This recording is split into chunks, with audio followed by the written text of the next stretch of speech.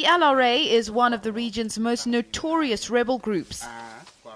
Led by Joseph Kony, arguably Africa's most wanted man. His reign of terror spans Uganda, the DRC, CAR, and South Sudan. His fighters are accused of killing thousands of civilians, raping thousands more, and recruiting between 60 and 100,000 children as child soldiers and sex slaves. It has been some time since the civil war in northern Uganda came to an end, but its legacy still exists up to date. Right now, as I speak, 3 out of 10 persons in my region are HIV positive. This has been due to the high rate of sexual violence which were practiced during the war. Many parents have died of AIDS, leaving hundreds of orphans who need to fend for their lives. And I'm one of them. When I was 3 years, I lost my father due to HIV/AIDS. After his death, my mother was chased away by my uncles. They believed that she practiced witchcraft, which led to my father's death. Later on, I had nowhere to stay than to live with my elder brother. So I moved to his family, living with his wife and other children. I thought everything would be good as it was. But to my surprise, the wife didn't like me. She was just looking at me as an annoying street dog. Sometimes she would deny me food and little of the parental care and love I was not given. Sometimes I would sit and wonder, is this what it takes to be HIV/AIDS orphan?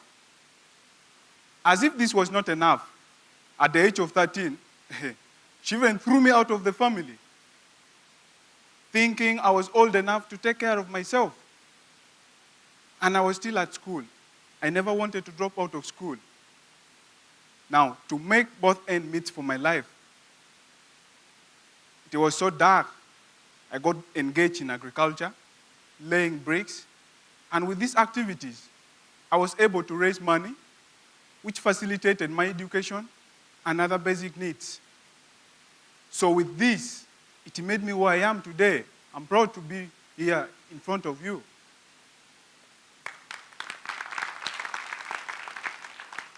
However, in my village, there are over 180 HIV/AIDS orphans. 40% of them are already school dropouts. Why?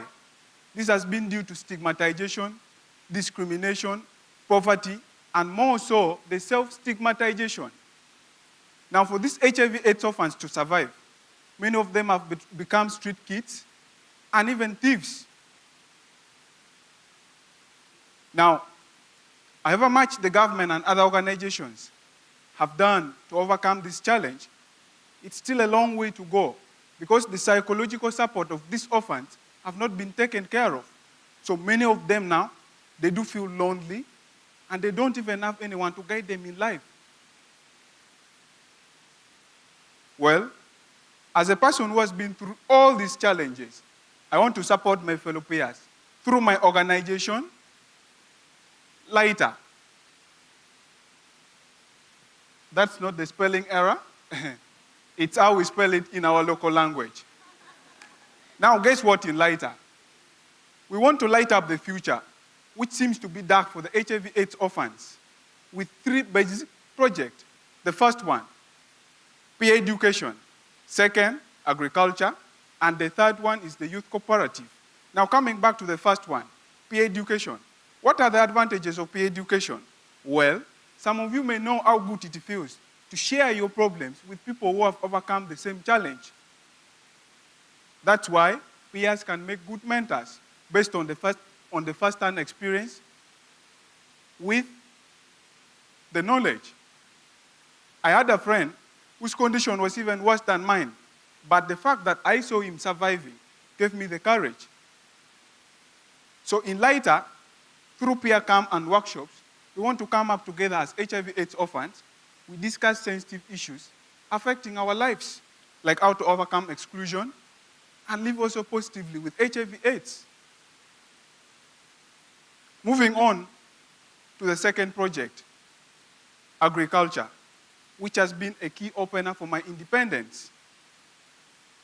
Uganda is the pearl of Africa, blessed with fertile land and good climate. So what do we need? Now we need to learn the techniques of practicing our agriculture in more sustainable and environmental friendly way. Therefore, we want to train the HIV/AIDS orphans from the age of 18 years and above, especially those ones who are school dropouts, so that with the basic skills and the knowledge, they can be able to earn their living. The last project is the youth cooperative. We orphans, we don't have friends, relatives who can really support us in life. And how can we survive? We can only survive when we demonstrate solidarity among ourselves. So now we want to come up together as HIV/AIDS orphans, and we form a cooperative. Now in this cooperative, we want to share our resources to start up a farm, shops, and why not even a restaurant? Imagine a small restaurant, but known for the quality food and serving a long queue every day.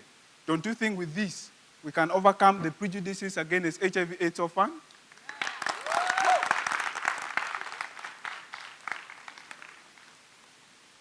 Please, now put yourself in a shoe of a child who is just 5 years and has lost both parents due to HIV/AIDS.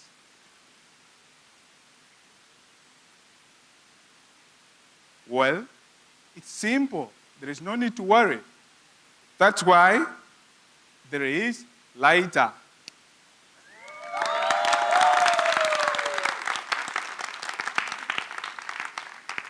Thank you so much.